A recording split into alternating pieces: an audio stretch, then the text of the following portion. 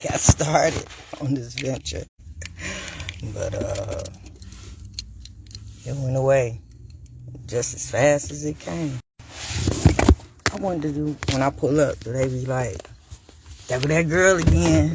There go that crazy lady. And then when I come in, they be like, hey girl.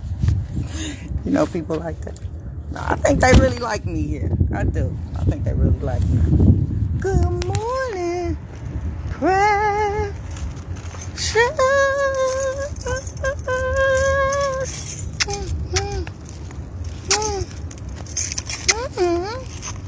How you doing, baby? Happy Thursday. And today on Coffee and Conversation with your girl, Shakenya. Good morning. Oh, your hair is pretty. When you get a minute, go to that YouTube channel, Shakenya. Ooh, like something happened here. They got the yellow signs up. And hit subscribe. Look at some of the videos. Did I say that already? And if you see something you like, just hit share. Yeah, I ain't had my coffee yet, guys. I'm getting up, waking up. I'm working from home today. I've been on the phone all morning. I know. I had some important calls, though. I had some good calls, so. But I be talking all morning, people. I'm going to get out what I need. I'm going to get what I want. I'm going to do what I got to do to make it happen. Good morning, Miss Lady. How are you? All right. So, guys, today, I know some of y'all is nervous because I sort of kind of mentioned on one of the videos that you was going to have a final Friday. I misspoke. Let me retract that. It wasn't going to be a final. It was going to be a test.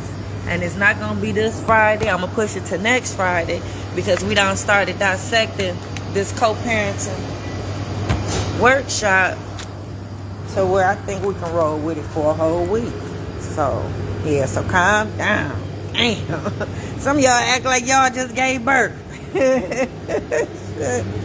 Some of y'all be so nervous when I say test. Y'all would believe that y'all just gave birth. You don't know nothing about parenting. You ain't been doing nothing right. And that's not it. That's not it, people. It's not. I know you good parents. Yeah, I'm not here to tell you that you're bad parents. I'm just here to help you along a little bit so you can be better parents. That's it. Yeah, we ain't here to judge you on here.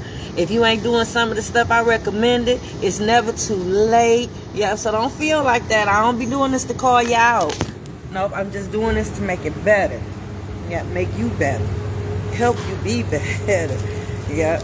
So today, let me see. It's a long one, so I'm gonna try to stay focused, people. I'm gonna try to stay focused. I wrote everything down.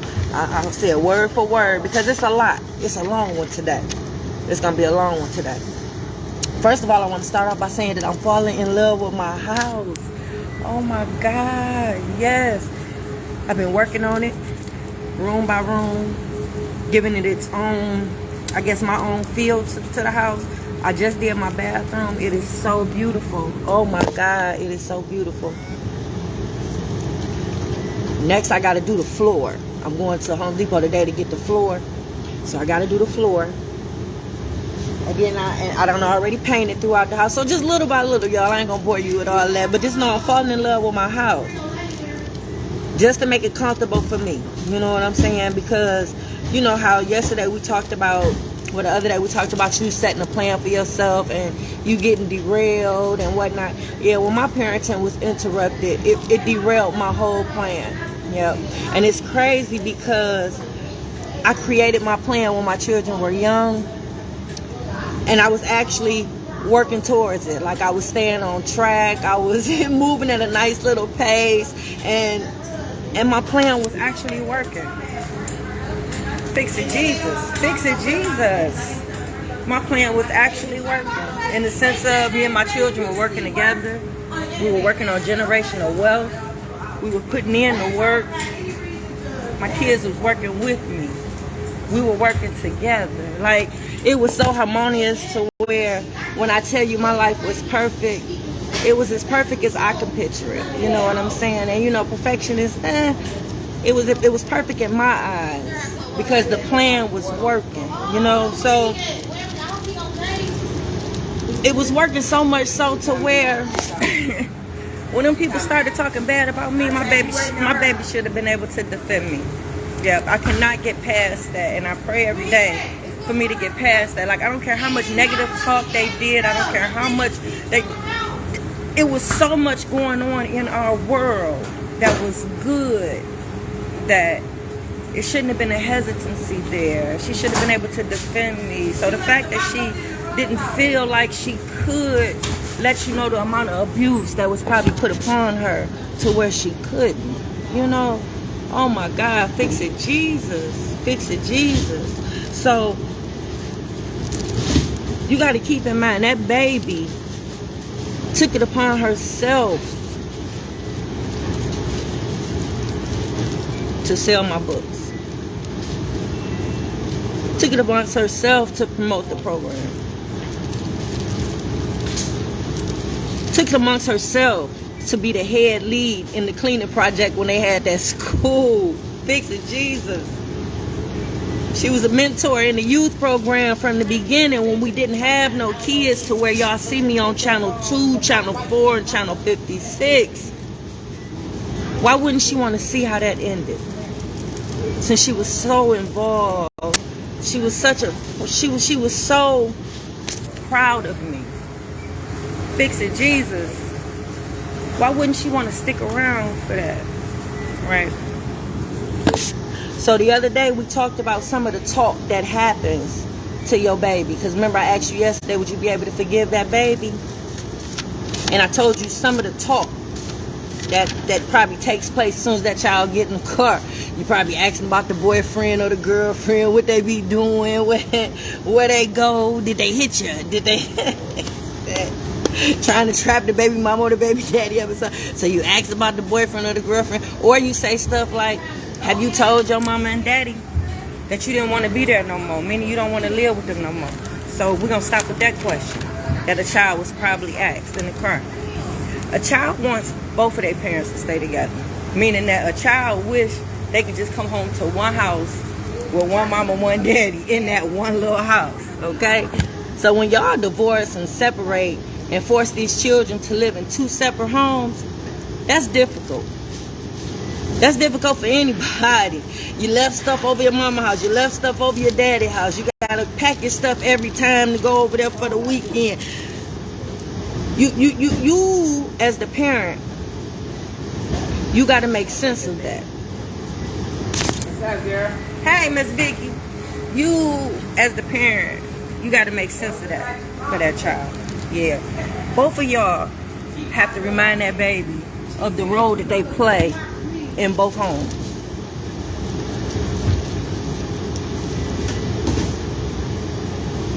Both of y'all have to reassure that baby. Both of y'all have to continuously tell that, if that baby gets frustrated to where they come to you and say, I wish I can only stay in one house, or they, hey April, how you doing, sweetie? I don't like going from house to house. You as the parent have to reassure that baby. You have to talk to that baby about the role that they play in both homes. And y'all got to use the same wordage. Y'all got to use the same language. But you have to reassure that baby that this is what has to happen, because this is their life. Y'all not together. Y'all in 2 separate houses. So y'all both have to reassure that child that this is how their life is, because they have to have both of y'all in their life. The child shouldn't have to choose, right? So that type of talk, we don't do that. The next question was, I know you're not happy over there. You're not asking the child, you telling them that they're not happy. That's what a manipulative parent does. When they're using that child, hey Terry, when they're using that child against you, they get into the child's mind. And they reverse their thinking. They drop in little seeds that tend to grow. You know? So now you got a child to where every time they get in your car, they unhappy about their other life over there because you telling them that they unhappy. Because yeah, remember I told you my house was happy. Y'all see the videos, y'all see the pictures. I'm not making that up. I'm not just doing that for the camera. Y'all done peeped in and seen us in the summer and on the trampoline. Y'all done seen about 10 kids at my house at one time. That's always been my life. It's amazing to me that she don't miss those kids. It's amazing to me that she don't miss me. It's amazing to me that she don't miss her brothers and sisters because they were so close knit. It's amazing to me. But when you think about abuse, that's what happens. So a manipulative parent will use this to their advantage. Every time the child says that they want to stay in one house, they'll make it to where that child, it's easy for that child to choose now. Fix it, Jesus. Because this is what the child wants. They just want to be in one house. But being in one house means you got to choose one parent. How could you do that? Why would you do that? Fix it, Jesus. Fix it, Jesus. You telling them that they're unhappy, so they get to a point where every time they're around you, I'm trying to stay focused on the book, guys. Conversation of lifestyle. Anytime there's a lifestyle change, that needs to be discussed with the parent. Talking directly to the child about the lifestyle change before you talk to the parent is an inappropriate conversation. Yep, lifestyle change meaning that the child lives with you Monday through Friday, then go with this other parent on the weekends. Now you want to change that up to where now the child comes with you Monday through Friday and goes with the other parent on the weekend. That's something that needs to be discussed with the other parent. And it has to be reasons for that lifestyle change. What reasons do you have? Has this parent lost their job? They're unable to care for this child now? Has this parent hours changed to where now they can't take the child to school in the morning, but your hours, you available to be able to do that? So now y'all switching roles to where now you taking the kids to school and the other parent. Yeah, that's something that needs to be discussed between the two of you, not the child. Because see, when you discuss it just with the child, not the other parent, unbeknownst to the other parent that y'all plotting and planning to move, yeah, that's an inappropriate conversation to be having with a child. That child can't make that decision that they don't want to live here and they don't want to stay. If you don't have any reason, no reason to change the child's life. Children need stability. They don't need to be moving and uprooted and going here and going there. If y'all have a steady routine that can stay the same until y'all no longer have to deal with one another ever again, meaning that child goes off to school or for those little 18 years until that child graduate, y'all should be able to have a routine set that y'all able to follow until that child graduates. Like in our situation, my child was able to live with me until she graduated. That 11th and 12th grade year didn't have to be spent away from me and living with her dad. It was no need for a lifestyle change. So the manipulation that was used to make it seem as if it was and to make that child feel like they would be better off, abuse. Fix it, Jesus. Fix it. Fix it. The third thing that was probably said to your child every time they picked them up, you shouldn't have to clean up or do nothing. They probably know that child lazy, that child don't like to clean up. Child probably complains every time they over there, but they use that to their advantage because see, that other parent got that child cleaning up. They got that child doing chores. And like I said, when we talk about balance in the co-parenting workshop, that's one of the things that we talk about. If you got that baby doing chores at that house, the other parent's supposed to have that baby doing chores at that house. So if you entertaining the fact of you don't have to do no chores, you ain't no maid, now you putting that into that baby's head that they ain't got to clean up.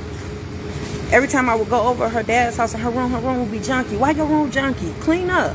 But now I feel uncomfortable because I'm telling you what to do in their home. That's something that they should be telling you to do, not me. So now I feel like I'm overstepping my boundaries. But as your mom, I'm telling you, clean up, because I wouldn't allow it at my house. Your room is clean at my house. It's clean right now, is what I would say. So that right there is a challenge because see, now you got a child that's getting comfortable not doing nothing. That's to where you got the parent that's trying to prepare that child for life. Because that's a life skill that a child should have. Cleaning up, cleanliness, knowing how to clean, knowing how to wash clothes, knowing how to cook for themselves, knowing how to take care of themselves when they get older. I'm preparing her for being away. I'm trying to prepare her for being away. So when you got a parent that don't allow them to do the chores or whatnot, you're counteracting what the other parent is doing, also giving the child options. That's an option a child shouldn't have. A child should know when they get to your house, they got to clean up, and when they get to the other house, they got to clean up. There's no options there. You cleaning up. Period. So, yeah, you got to be careful. Something else that might have been said to your baby. You don't have to stay there for long. Again, lifestyle change, inappropriate conversation you having with a child. Now it seems like the child is plotting a getaway. So now it seems like they're doing what they got to do just to bide their time. It's a shame for me to think that she was doing all that she was doing just to bide her time until she get old enough to choose to go live with her dad. Because if that's the case, schizophrenia might be an issue. because the multiple personalities and whatnot, that might be an issue. Because when I tell you we had no issues up until she turned 15 and a half, almost 16, we had no issues. I'm not going to say she was the perfect kid, but I didn't have no problems. And if I can tell you that my household was happy up until her close to 16th birthday. So I sure would hate to think that she was only doing that just to bide her time. That she really wasn't enjoying herself when we had those out excursions and me doing what I do with the book and taking her to the different schools and meeting all these politicians when we work on the campaigns and coming up to the radio show and meeting different people on the radio. Like I thought that she enjoyed all of that. Going to the photo shoots with her sister, doing the photo shoot herself, coming on the photo shoot with me, filming the stuff that I do. Like I really thought that she took an interest in all of that. What else was probably said to your baby that we talked about yesterday? When you turn 16, 17, we can go to the court and you can choose. Why give that baby an option? Why would that baby have an option if they want to be with their mama or their daddy or not? Why would that even be implanted in that baby head? Who would do such a thing? Well, a parent that's using that baby as a pawn in this silly ass game to get you back because you hurt their feelings. I know. So guys, I think I'm gonna stop there because we are this is the reason why the communication class is so important, and this is the reason why it comes after the forgiveness workshop. Yeah, because you got to think of we have to work on how you communicate with one another. We got to work on how you communicate to that child, and we got to work on how you communicate around that baby, meaning the talk that you have with other people about the other parent in the presence of this child. Yeah, so that right there, when my parenting was interrupted and that baby was taking out my life, it derailed my plan. Yeah. So part of my plan was moving because I would have been financially able to move somewhere. Yeah, the house I'm staying in now, I bought that as a property. That was gonna be a rental property, and then me and my boo got into it, and I had to move in it. So I was only planning on staying there temporarily. And the way I worked my plan, I would have been out of there 4 years ago. Yeah, but because that my parenting was interrupted, that baby was pulled out, my team was dismantled. Now I'm solo. Now I have to stay there. Yeah. So since I have to stay there, I have to make it comfortable. In order for me to get back on track from the derailment, I have to make that house comfortable so I don't feel like I'm losing anything by still staying there. Yeah. So that's what I'm doing. Yeah. So now I'm back on track. Because see, now in my plan it's adjusted a little bit. I had to move that piece of me moving and put in place that I still have to stay there for some time. But it's part of the plan to still move. It's just been derailed. It's been slowed up a little bit. But I'm back on track. And that's why I'm taking my time going through each room of my house while I'm there to make it as comfortable and as pretty as, yeah, make it look like I'm in a condo or a townhouse. Started with the outside. I know it's a point of it that needs to be painted. Like my house is all gray and then the tips is pink because I'm scared of heights. So I got to get that taken care of this summer. So it's sort of an eyesore with a little peak of pink. But the bottom part that's gray is so cute to where it's like, oh, okay, well, I see what they're doing. They must have been scared of heights. But for the most part, I started with the outside and I'm building. I built that back porch. And so it's getting there. It's getting there. Oh, goodness. So when I tell you I'm falling in love with my house, I am. I'm happy with my bathroom. Go to my page. I'm just a girl so y'all can see some of the pictures before and after. And y'all, that's it. This your girl. It's Coffee and Conversation. And wait a minute. Let me leave you with this today. Ooh, I ain't mean to do that. Booyah.